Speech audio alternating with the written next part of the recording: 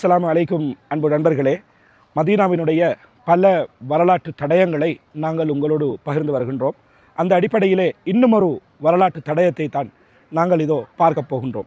நான் இருப்பது சல்மானுல் ஃபாரிசி என்ற ஈத்தப்பழ தோப்புக்குள்ளே நான் இருந்து கொண்டிருக்கின்றேன். இதற்கு ஒரு விந்தைமிகு வரலாறு இருக்கிறது. அந்த வரலாற்றை தான் உங்களோடு பகிர்ந்து கொள்ள இருக்கின்றேன். இந்த வீடியோக்களை அதிகமாக ஷேர் செய்யுங்கள். எனது வீடியோக்களை முதல் முறையாக பார்ப்பவராக நீங்கள் இருந்தால் ஃபாலோ செய்து கொள்ளுங்கள், சப்ஸ்கிரைப் செய்து கொள்ளுங்கள். இனி வீடியோவுக்குள் செல்வோம். இந்த ஈத்தமரத் தோட்டம் மதீனாவிலே சல்மானுல் ஃபாரிஸ் தோட்டம் என்று அழைக்கப்படுகிறது. இந்த தோட்டத்திலே சல்மானுல் ஃபாரிஸ் ரலியல்லாஹு அன்ஹு அவர்கள் ஒரு யூதருக்கு வேலையாளாக வேலை செய்கிறார்கள். அதுவும் ஒரு அடிமையாக அவர்கள் வேலை பார்த்திருக்கின்ற நிலைமையிலே தான் ரசூலுல்லாஹி ஸல்லல்லாஹு அலைஹி வஸல்லம் அவர்கள் இஸ்லாத்தை ஏற்றுக்கொண்டு மிகவும் அன்பாக இருக்கிறார்கள். ரசூலுல்லாஹி ஸல்லல்லாஹு அலைஹி வஸல்லம் அவர்களோடு மிகவும் அன்பாக இருக்கிறார்கள்.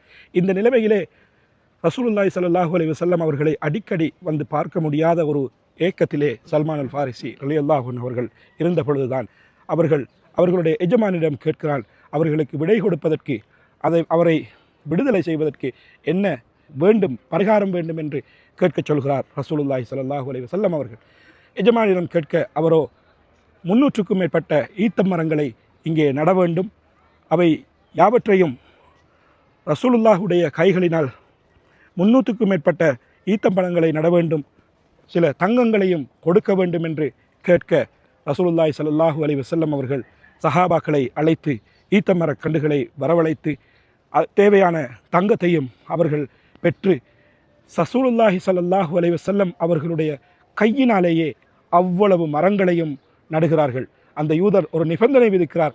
1 வருடத்துக்குள் இந்த ஈத்த மரங்கள் காய்த்து பழம் தர வேண்டும் என்ற நிபந்தனையை அங்கே வைக்கிறார்கள். அதற்கு பிறகுதான் ரசூலுல்லாஹி ஸல்லல்லாஹு அலைஹி வஸல்லம் அவர்களுடைய கையினாலேயே சஹாபாக்கள் குழிகளை வெட்ட ஒவ்வொரு குழிகளுக்கும் ரசூலுல்லாஹி ஸல்லல்லாஹு அலைஹி வஸல்லம் அவர்களுடைய கையினால் மரங்களை நடுகிறார்கள்.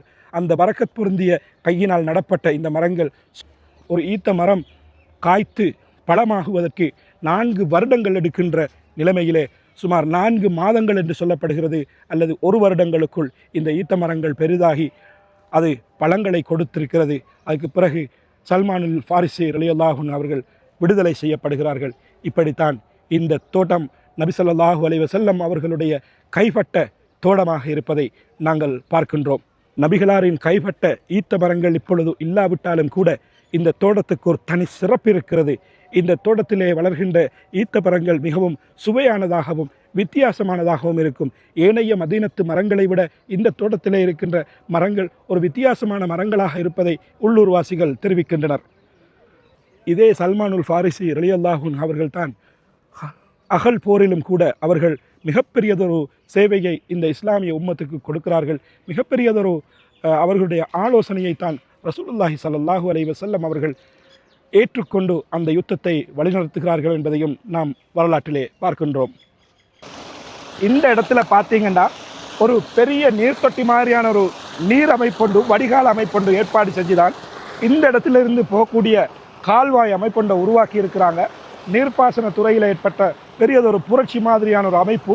இதற்கூடாக செல்லுகின்ற எல்லா நீர்களும் எல்லா மரங்களையும் தொட்டு செல்லக்கூடிய அமைப்பில் இது இருக்குது. இந்த நீர்ப்பாசன முறை அந்த காலத்தில் இருந்த ஒரு நீர் தொட்டியாகவும் இது இருக்கிறது.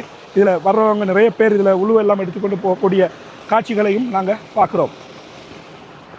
இனி நண்பர்களே, சல்மானுல் ஃபாரிசி ரலியல்லாஹு அன்ஹு அவர்களின் இந்த ஈத்தமரத் தோட்டினுடைய இந்த சிறிய வரலாற்றை நீங்கள் பார்த்திருப்பீர்கள். இந்த வீடியோக்களை அதிகமாக ஷேர் செய்யுங்கள். மதீனாவின் வரலாறுகள் உங்கள் இதயத்தை எப்படி தொட்டு சென்றது என்ற கொமெண்ட்டுகளையும் கட்டாயமாக எழுதுங்கள்.